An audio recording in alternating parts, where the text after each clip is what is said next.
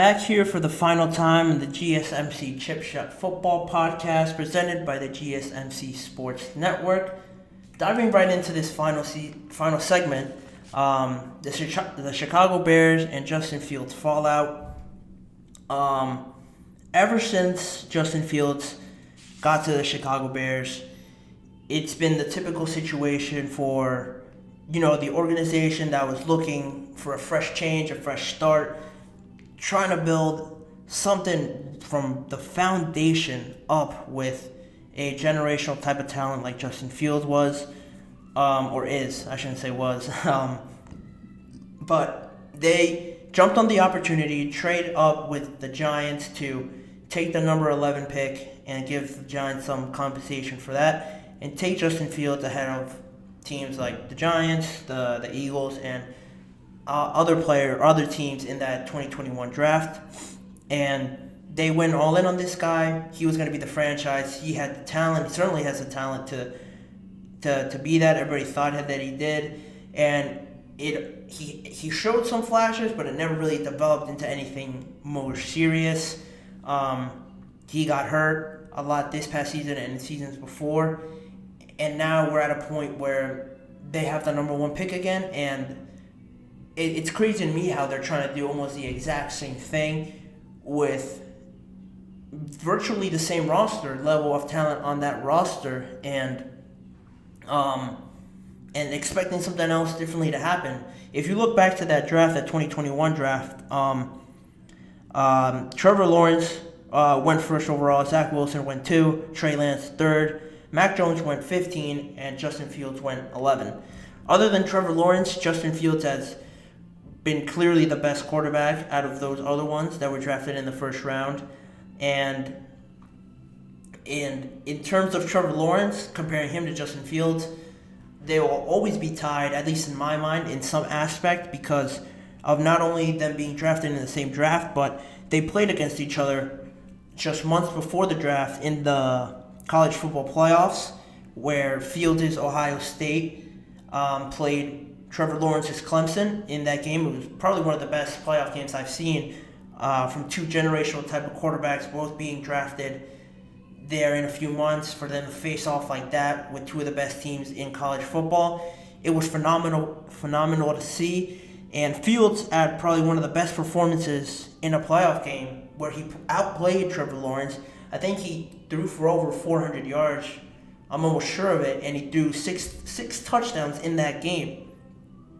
And a lot of people would want to forget or tend to forget that when Trevor Lawrence was drafted to the Jaguars, his head coach was Urban Meyer.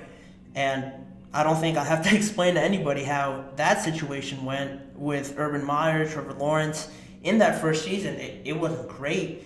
It was far from that, actually. And it was similar to Justin Fields' situation with Matt Nagy in Chicago. And now you're looking at these two quarterbacks, like, they're not having the level of success that people expected them to.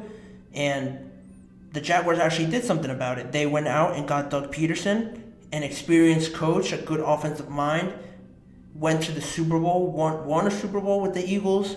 Now he's taken on this challenge of developing Trevor Lawrence, and under him, it's been nothing but great things for Trevor Lawrence and that development.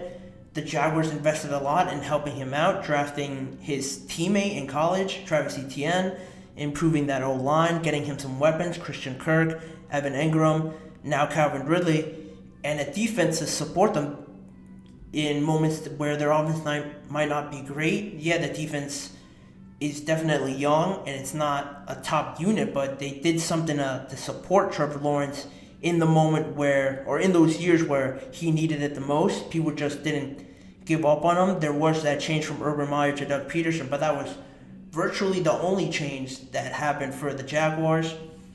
And Justin Fields, on the other end of the spectrum, hasn't really had that security, that support that I believe the Bears failed him in, I guess, is the term that I'm trying to use, for a lack of a better term. He hasn't really had a qualified head coach, at least not to the level of Doug Peterson that Trevor Lawrence had. in those years where they're developing and they need that structure to have a sound voice in their ear, guide them through this process of being in the NFL, being the guy on an NFL football team. Just look at Patrick Mahomes. He was very raw coming out of college, but he had Andy Reid, one of the best coaches in NFL history, and look where he ended up. Now, I'm not saying Justin Fields has that talent level of Patrick Mahomes. I don't think you can say anybody does, but it shows a lot. I think Patrick Mahomes could be in a lot different situation if he didn't have Andy Reid and didn't have that organization to support him and have all those weapons that he had available to him that Justin Fields really didn't. On the topic that I mentioned of Matt Nagy, funny enough, he had success with Kansas City, but he wasn't suited to be a head coach or run an offense, a whole team, in my opinion. For Fields at the time, his record after his time spent in Chicago was 22-27 as a head coach, and I actually wasn't aware of this, that no offensive coordinator has lasted more than 2 seasons as the offensive coordinator of the Bills, except for two times in their whole history. Most recently, in 2009, was the last time an offensive coordinator lasted more than 2 years as the offensive coordinator in Chicago. And not only to add to that, they finally made the decision to get rid of Matt Nagy, get some new leadership in there, some new guidance for Justin Fields, but they went out and got Matt Eberflus, and it's again a case of not, I guess, recruiting well, not doing your homework well enough to find a guy that's more offensively based than Eberflus was, because he was a defensive coach. He had only been a defensive coordinator and a linebacker coach before his time as the Bears head coach. He's now currently 10-24 as a head coach, and he had never had any head coaching experience before this time at Chicago. And that's another topic that I won't get into now, but a lot of times these head coaches get their first opportunities with these organizations that might not be the best, might not be ready for success right now, and not only do they not have success, but they could potentially hinder the growth and development of a young quarterback that needs wiser, better guidance in their journey to being one of the top guys. That I get it. Someone has to give Matt Eberflus their first chance, and it had to be the Chicago Bears. And I just don't think it panned out again, because it doesn't line up with what kind of coach I believe that Justin Fields needs. A more offensive-minded guy to really use his talents to the best of his abilities. That's why you see Justin Fields now being rumored to be traded to the Falcons. The Pittsburgh Steelers are the two biggest ones that I've seen, because they have the offensive power and the offensive scheme really fit to hone in on the skills of Justin Fields and use it to the best of their abilities. With Justin Fields, he could increase that run game in Atlanta by at least triple of the production that they have now with Bijan Robinson, Tyler Algier, and if you add Justin Fields' running ability to that, no wonder why a lot of people, especially in Atlanta, are almost salivating at the chance of getting Justin Fields there, back in his home state, or back in Atlanta. And for the Pittsburgh Steelers as well, Justin Fields, fine, you want to say that he's a running quarterback. His arm's not that great, but I don't think it's worse than what Ryan Tannehill had in his years with Arthur Smith there. And now he's an offensive coordinator of the Pittsburgh Steelers. And if you're telling me that Arthur Smith had playoff success with Ryan Tannehill, that he can't do the same with Justin Fields, who, again, I think in my opinion that I don't think I could name more than 6 guys more talented than Justin Fields currently in the NFL. Just off the top of my head, it's Patrick Mahomes, if you want to throw Herbert, Burrow, Brock Purdy, you want to throw him in there, Jared Goff, Lamar Jackson. that might be it. Honestly, Josh Allen, that's 7. But then other than that, I don't think he's less talented than Tua or Dak Prescott, that are not only getting paid a lot, but the difference is that they're on great teams. They have great support around them. Josh Allen has Diggs, Mahomes has Kelsey, Herbert had Keenan Allen and Mike Williams for a time. Joe Burrow had Jamar Chase, T. Higgins, Joe Mixon. Jared Goff now, once he got some support, a lot more support in Detroit, as they built up the roster. Amon-Ra was brought there. He kind of came up and helped Goff. They signed David Montgomery, drafted Jahmyr Gibbs.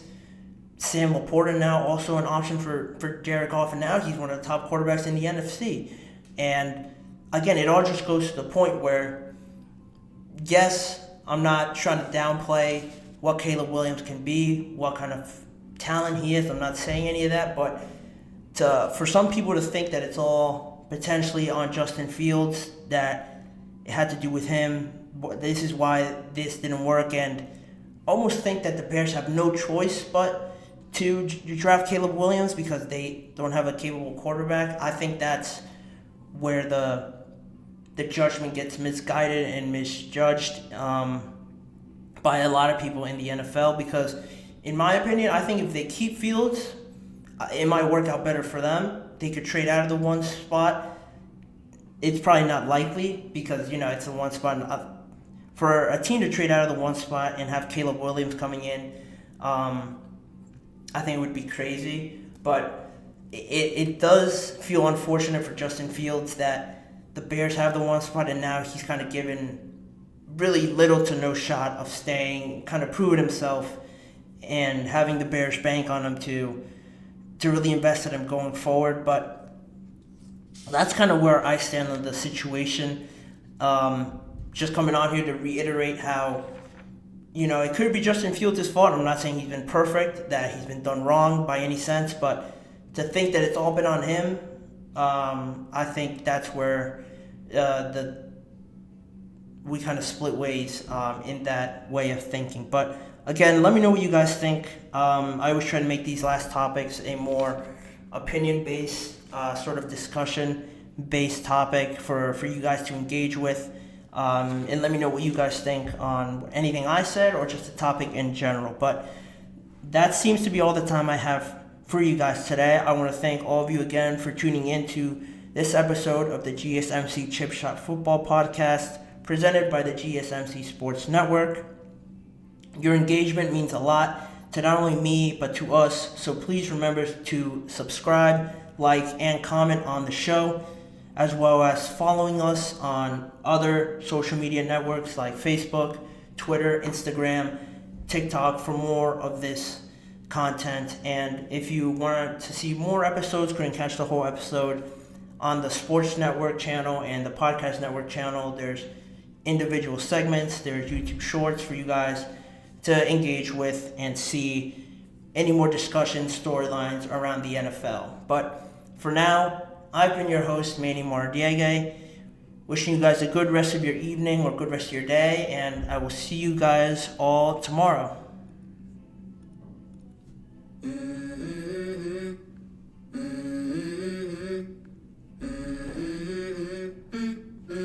Let's go. I wake up to a little bit of drool on my pillow, feel like it's gonna be a bad day. Yeah, I'm tired of shit, and the coffee ain't hit yet, damn, ain't that great. I don't wanna go to